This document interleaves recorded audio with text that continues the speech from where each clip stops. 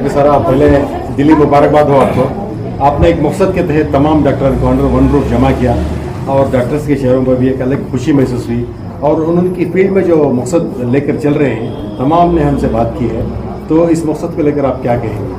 Actually अस्सलाम वालेकुम, मेरी ये कोशिश तो शुरू से थी एंड जब भी मैं आप लोगों से बात करती एंड कैंप्स ऑर्गेनाइज करती तो मैं हमेशा वुमेंस हेल्थ के बारे में ज़रा ज़्यादा एम्फेसाइज करती। सबसे ज़रूरी है बिकॉज जितना एक औरत अपनी हेल्थ को नेगलेक्ट करती है होता शायद और कोई भी नहीं करता। बिकॉज जब द मोमेंट किसी को मालूम होता है उनको शुगर है तो उन्हें शुगर टेस्ट करती हैं, उनको बेकरारी होती है, उनको तकलीफ होती है, एंड देन जिनको बीपी है तो उन्होंने भी लाइक उनका एहतियात कर लेती हैं। बट एक औरत हमेशा खुद को एक नेगलेक्ट करती है। मैं आई वुडंट से कि women should be taken care of. I would rather say we women should take care of ourselves so that we take care of everybody. So मेरी बहुत ख्वाहिश थी कि एक प्लेटफॉर्म पे सारे डॉक्टर्स आना एंड नूरुद्दीन सर मुझे शुरू से लाइक गाइड कर रहे थे, कह रहे थे कि फाइन एक ऐसा कैंप या एक ऐसा अवेयरनेस कैंपेन लिटरली है। कैंप तो खैर जो लोग तकलीफ में थे उनको हमें कैंप आराम से ये करके दे दिए, सहूलत करके दे दिए, लेकिन एक अवेयरनेस कैंपेन बहुत ज़रूरी था। खासकर आज रिसेंटली ये जो हार्ट अटैक्स हुए, इतने सारे डेथ्स हुए, तो उनके साथ जो वो टैबूज जुड़े थे तो उससे क्लियर करना था। एंड देन वुमेंस हेल्थ के ऊपर जो आज हमारे doctor Hani, doctor Shaiba and doctor Shaheen Akhtar, thanks a lot to them, जो कैंसर से लेके छोटे fibroids and then extra bleeding जो पीरियड्स में होती है उसके बारे में तक जो जानकारी दिया, that was very nice. It was interactive session था, मेडिकल डेंटल स्टूडेंट्स थे एंड सारे हमारे एरिया के लेडीज़ थे। दैट वाज वंडरफुल बिकॉज जब तक अवेयरनेस नहीं आती, अवेयरनेस इज़ हाफ हेल्थ, तो जब तक अवेयरनेस नहीं आती उसका सोल्यूशन नहीं मिलता and that is what is most important. वो एक चीज़ को ध्यान में रखते हुए I thought let us all जितने हो सकते हैं उतने डॉक्टर्स एक रूफ के अंडर आके let us connect to the public करके ऐसे प्रोग्राम्स इंशाल्लाह मैं कंटिन्यू करती हूँ। I know I can't do it very often बहुत बिकॉज डॉक्टर्स का शेड्यूल ऐसा रहता है, maybe once in 2 months और ऐसे एक छोटी सी जगह पे थोड़े लोगों को जमा करके अगर एक सेट जैसे मेरे से आपको बात मालूम हुई तो आप और ज़्यादा लोगों को बोल के एटलीस्ट एक अवेयरनेस का मुहिम चला सकते हैं हमें, तो वैसे करेंगे। अब जैसे आज सुहेम बात की है न्योनेटल केयर के पर, आप लोगों को कितने लोगों को मालूम था 25 वीक का बच्चा सर्वाइव किया, 32 वीक्स में बच्चे सर्वाइव किए। तो ये चीज़, ये एफर्ट जो है नहीं, जो डॉक्टर्स जो तकलीफ से गुजरती हैं इन सब चीज़ों से, the kind of involvement doctors का रहता है that is very heart touching. And मैं जब खुद सर की क्लिनिक गई थी तो लाइक हमें 2 बजे उठ के जाना था सब कुछ काम से, 4:30 तक सर हिल नहीं सके, 4 बार उठे हिल नहीं सके। Why? Because there patients coming है। सो एक डॉक्टर की लाइफ में जो एक कमिटमेंट रहता नहीं वो बात अलग रहती है। आज एक पेशेंट जैसे मैं पहले बोली 5 hours वेट करी, सर आ रही सिर्फ उनका नाम सुन के। And again about Dr. Anudeep, he's a plastic surgeon and he said 20% is aesthetics, 80% उन लोगों बर्न के साथ हमें उसे ट्रीट कर रही, एक्सीडेंट के साथ हमें उसे ट्रीट कर रही, ट्यूमर रिसेक्शन के बाद डिफॉर्मिटी थी उसे we are giving back life. तो ये डॉक्टर्स का एक्चुअली स्पेशलिटी वाइज भी लोगों को मालूम नहीं है। एंड जो आज डॉक्टर अदनान बात करें कैंसर अवेयरनेस के बारे में, इट वाज लाइक एक्चुअली उनका एक बहुत बड़ा आइडिया था। मैं जब Nooruddin sir encourage me and my team of doctors, doctor Anudeep वगैरह सब बोले, मैं सुहेन से भी कनेक्ट करी थी ऐसा ये चीज़ मैं करना चाह रही हूँ करके। डॉक्टर अदनान जो आज बात की about cancer awareness, that was like बहुत सारी चीज़ें मुझे खुद नहीं मालूम था।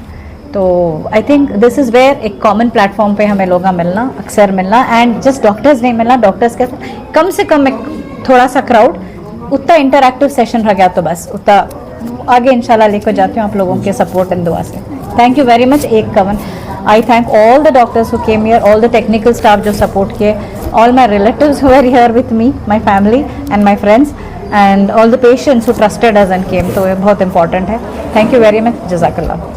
अस्सलामुअलैकुम, मैं डॉक्टर सुहेम बात कर रहा हूँ। I am pediatrician neonatologist. मैं मैसूर में motherhood women's and children's hospital में काम करता हूँ।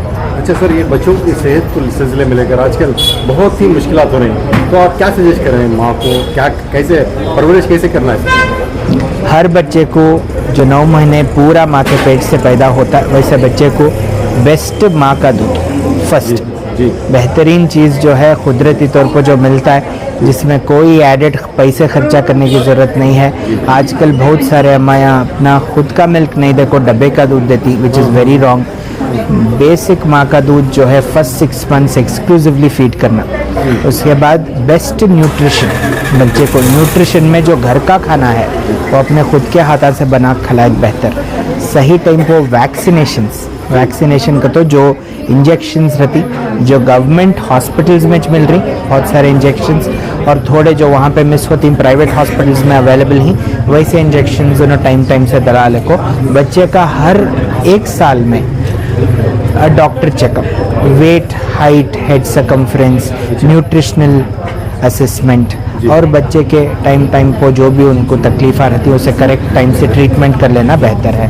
बाकी बच्चों के केयर में ज़्यादा मेडिसिन की ज़रूरत नहीं है, घर का खाना माँ का प्यार और इन्फेक्शन से अवॉइड करे बेहतर है। अच्छा सर, जब बच्चा पैदा होता है तो उसका नॉर्मली वेट कितना रहना है? लोगों को एक परसेप्शन ये है कि वेट ज़्यादा रहा तो वो हेल्थी है, वेट कम रहा तो वो हेल्थी नहीं है, तो क्या कहेंगे सर? हर बच्चे का वेट जो नॉर्मल 9 महीने माँ के पेट में रखो बच्चा जो पैदा होता है उसका वेट मिनिमम 2.5 किलो के ऊपर रहना चाहिए। मिनिमम 2.5 से 3.5 किलो हमें नॉर्मल वेट कती, 2.5 से कम रहा तो लो बर्थ वेट कती। अच्छा, और अगर 9 मंथ से पहले पैदा हुआ तो उससे प्री टर्म करको बोलती। अच्छा सर, माँ के दूध की अहमियत आपने बता दी, लेकिन आजकल की लड़कियाँ वो कहते हैं ना वो अपने खूबसूरती को कम होता है ऐसा महसूस करती हैं, क्या उनकी खूबसूरती में कमी आती है सर? एब्सोल्युटली वो रॉन्ग नोशन है। खूबसूरती में इनफैक्ट कमी नहीं आती है। ऐसे अम्मायाँ जो माँ का दूध जो पिला रही वैसे मदर्स में वेट लॉस करेक्ट टाइम से होता है, वैसे मदर्स में improvement in their cardiovascular ability का तो उनके हार्ट का जो एबिलिटी रहता है पंपिंग का वो बेहतर होता है। ऐसे मदर्स में क्या होता है ब्रेस्ट कैंसर कम होती चांसेस। तो इसमें फ़ायदे हैं, बहुत सारे फायदे हैं। देखिए ये आमतौर पर मालूम नहीं है सर, वो सोच रहे हैं कि ज़्यादा डब्बे का दूध इसलिए पिला रहे हैं कि वो अपने खूबसूरती में कमी हो जाती है। नहीं तो ऐसा बिल्कुल कुछ भी नहीं होता वैसा, वो कम्प्लीटली रॉन्ग। अच्छा डॉक्टर सारा जो यहाँ पर एक कोशिश की है तो आप क्या कहेंगे सर, क्या हर इलाके में इस तरह का होना है ज़रूरी है? आई थिंक एक अंडर वन रूफ तमाम डॉक्टरों को बुलाया है, तो क्या कहेंगे सर? आई थिंक ये बहुत बेहतरीन इनिशिएटिव है डॉक्टर सारा ने जो लिया है। बहुत सारे डॉक्टर्स को इकट्ठा करना एक सिंगल पोडियम को, सबके टाइमिंग्स मैच करको सब आए वैसा और सबके वास्ते एक हेल्थ एक टॉक दिया वैसा, ये बहुत बेहतरीन इनिशिएटिव है। आई थिंक आज के ज़माने में टीम वर्क सबसे इम्पोर्टेंट है डॉक्टर्स के बीच में।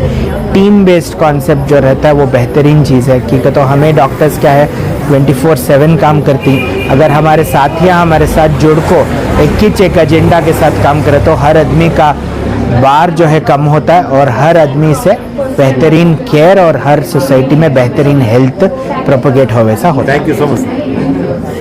I'm Dr. Mohammad Musair Taha and this is my wife Dr. Umair Ruman. We both are pediatricians basically practicing here. So basically we see children up to age from 0 to 18 years. Okay, so 2 to 3 points I'd like to discuss regarding it. First is pediatrics is a wide specialty which covers right from birth up to 18 years. So पैदा हुए जब क्या देखते हैं, जो पैदा हुए जब first main important thing is hospital में डिलीवरी होना, इंस्टीट्यूशनल डिलीवरी इज़ इम्पॉर्टेंट। फिर उसके बाद 6 मंथ्स तक ब्रेस्ट फीडिंग करना, फिर 2 साल तक उनके सेहत और उनके खाने से बहुत ज़्यादा मुतासिर होती है, तो उनके खाने के सिलसिले में बहुत उनका देखभाल करना, क्योंकि 2 साल तक उनका दिमाग का डेवलपमेंट 90% होता है, तो खाने के सिलसिले से अच्छा उनको अगर खिलाए वो करे कर तो न्यूट्रिशियस फूड खिलाए तो तब उनका दिमाग भी अच्छा रहता है और सेहत भी अच्छी रहती है। फिर इसके बाद और एक सिलसिला क्या रहता है इम्यूनाइजेशन, न्यूट्रिशन के बाद इम्यूनाइजेशन बोलते हैं वैक्सीन देना। गवर्नमेंट के से तो हर एक वैक्सीन 10 साल तक ये अवेलेबल है, बट थोड़े वैक्सीन गवर्नमेंट फैसिलिटी में नहीं मिलते, जैसा इन्फ्लुएंजा है और हेपेटाइटिस ए है और चिकन पॉक्स का वैक्सीन है। ये अगर मुमकिन है तो नेक्स्ट क्लिनिक के हॉस्पिटल जो कुछ भी नज़दीक है उधर जाके लेना। तो ये चीज़ बहुत ध्यान से रखना। और 10 साल के ऊपर भी बच्चों को बहुत से ये न्यूट्रिशन का और ज़्यादा इम्पैक्ट होता है, कई करके बोले तो तब बॉडी एकदम 5 टाइम्स ज़्यादा ग्रो होना शुरू करती है। जो बच्चा 10 kg रहता है वो 20 kg होता है, तो उसमें भी उनका सेहत का अच्छा ख्याल रखना। और दूसरे इससे बोले तो न्यूट्रिशन है, इम्यूनाइजेशन है, और दूसरे क्या बोलते हैं इंस्टीट्यूशनल डिलीवरी भी हो गया।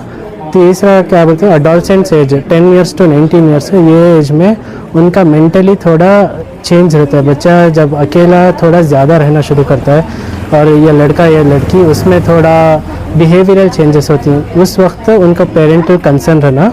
तो ये चीज़ में अगर ध्यान दे तो इंशाल्लाह बच्चे की तरबियत भी अच्छी होती है और बच्चा अच्छा डेवलप भी होता है। So all of you just make sure that you get your child immunized and look after them in a very good way because they are the future of tomorrow. Sir ये तो हुई आम हम लोगों की बातें, जी जिसके पास वो अफोर्ड करने की ताकत है जी उनकी बात आप कह रहे हैं, ये जनरल बात है, सही बात है। जी सर मेरा सवाल ये है कि जो प्लेटफॉर्म रेलवे प्लेटफॉर्म के बिल्कुल करीब में झुग्गियाँ रहती हैं, कौन झुग्गियाँ बहुत ही झोपड़ी पट्टी के इलाके रहते हैं, जी, जी। वहाँ बहुत ही स्लम बच्चे होते हैं, सही बात उनको है। ना किसी वैक्सीन की जरूरत पड़ती है, हाँ। ना किसी जरूरत दवाई उनको मालूम ही नहीं है, तो वो बच्चों का बहुत ही हेल्थी रहते हैं सर, वो कैसे सर? नहीं, वो मिसकंसेप्शन बोल सकता हूँ मैं। कई कहते हो जो रहती हैं जो नहीं रहती हैं वो मालूम रहता। एक मिसाल के तौर पे बोलता हूँ, आयरन डिफिशिएंसी एनीमिया, आयरन की वजह से कम एनीमिया होना, इंडिया इतना ग्रोइंग इकोनॉमी हो को भी 40% आयरन डिफिशिएंसी एनीमिया है।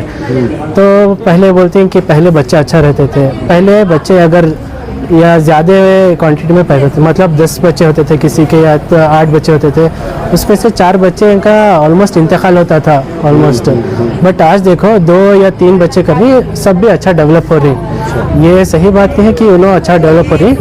3 या 4 बच्चे रहे तो उनमें से 2 या 3 को कैंसर तो माल न्यूट्रिशन रहता है, एक बच्चा कौन सा तो थोड़ा अच्छा रहता है। बट बच्चों को वो जो स्लम में रहती है, गवर्नमेंट के हिसाब से पूरे वैक्सीन फ्री हैं, डीवर्मिंग 6 मंथ्स को फ्री है, और कौन से भी क्या बोलती है 5 साल के नीचे तक आंगनबाड़ी में उनको खाना तक सप्लाई करते हैं, और इवन फ्री डिलीवरीज देती हैं। अगर लक्ष्य स्कीम बोल को है, उसके अंदर गवर्नमेंट हॉस्पिटल में गए तो फ्री डिलीवरी देते हैं, फ्री हॉस्पिटल चार्जेस रहते हैं, और सब कुछ भी ये है, फैसिलिटीज़ है। हाँ, गवर्नमेंट हॉस्पिटल में थोड़ा क्या बोलती हैं पेशेंट ज़्यादा हैं, उसमें केयर कम मिलता है, बट ये सब अवेलेबल उनको भी है। ये बात उनको भी मालूम कर पहुंचाना, ये आपकी इंशाल्लाह करेंगे।